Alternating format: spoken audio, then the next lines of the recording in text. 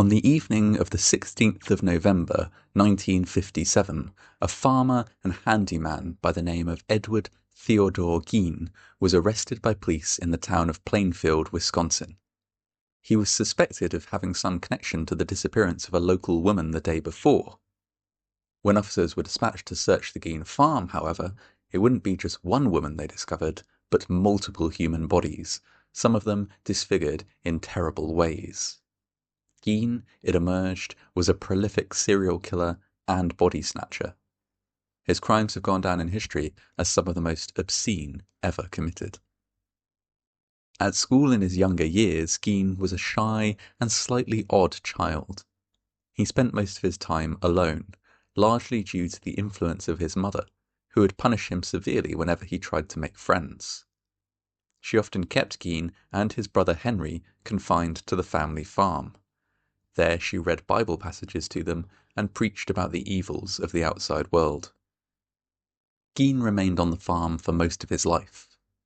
When he was 38, a fire he and his brother Henry had set to burn away vegetation got out of control. The fire department was called to extinguish the blaze, which they successfully did.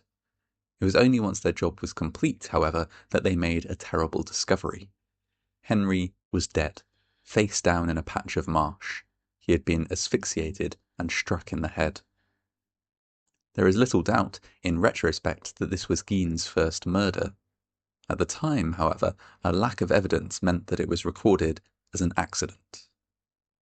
Gein's mother died a few years after Henry. Gein continued to live in the farmhouse alone, occupying a single bedroom beside the kitchen.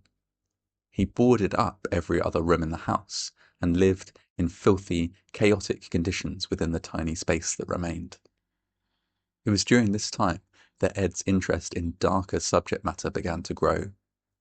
He developed a taste for death cult magazines and Nazi cannibal adventure stories.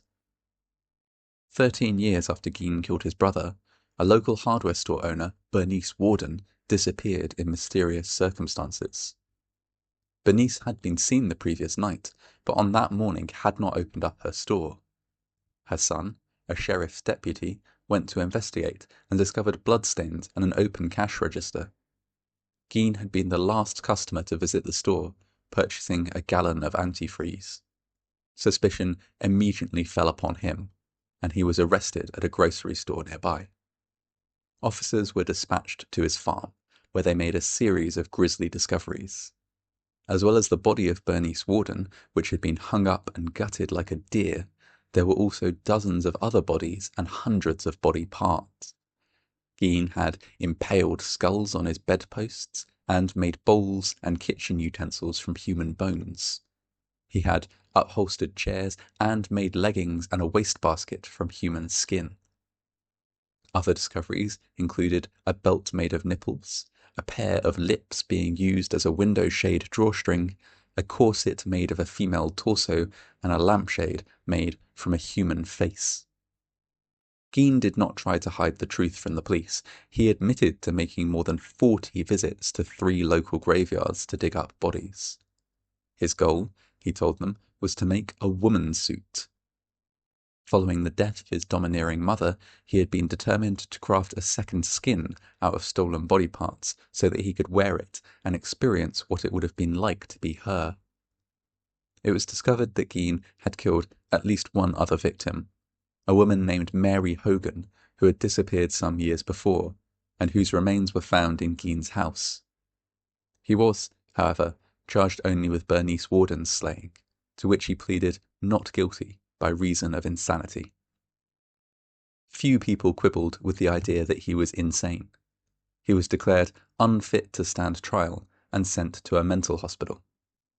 Despite one attempt to retry him, he was never again declared anything other than insane, and spent the rest of his life in various institutions. Gein died of natural causes, aged 77, at the Mendota Mental Health Institute on July 26, 1984. While the memories of his victims have faded into obscurity, his gruesome legend lives on. Ed Gein's story has been the inspiration for numerous horror books and films, including the Texas Chainsaw Massacre. He is one of the most well-known and despised serial killers in American history.